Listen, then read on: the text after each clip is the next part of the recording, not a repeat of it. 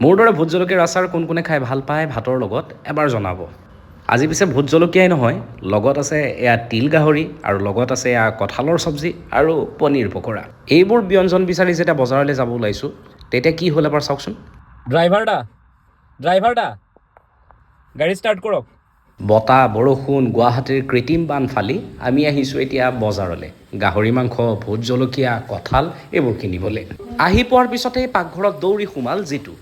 কি কৰি আছা? মই আজি ভোট জলকীয়াৰ আচাৰ বনাম।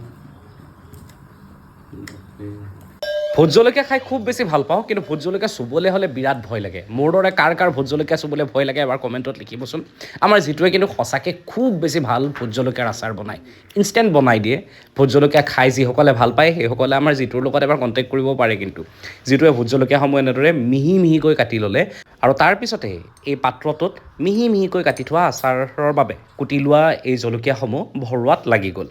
এতিয়া হেতা এখনত গৰম কৰিলে মিঠাতেল অলপ, একদম গৰম কৰি লোৱা মিঠাতেলখিনি ডাইৰেক্ট ঢালি দিছে জলকীয়াখিনিৰ ওপৰত। গৰম তেল এনেদৰে কাঁচৰ বটলটোত ঢালি দিয়াত মোৰ অলপ ভয়ো লাগিছিল, পিছে নাই, ঈশ্বৰৰ কৃপাত একো নহ'ল। এতিয়া গৰম অলপ আচাৰ খাই লওঁ। ভোট জলকীয়াৰ আচাৰ এনেও খাই ভাল পাওঁ, কিন্তু অলপ ৰ'দত দিব লাগিব। বহুতেতো ভিনেগাৰো দিয়ে, যিটোৱে বা দিয়ে নে নিদিয়ে নাজানো, কিন্তু এতিয়া খোৱাৰ সময়। ভিডিঅ'টো চাই কেনেকুৱা লাগিল জনাব।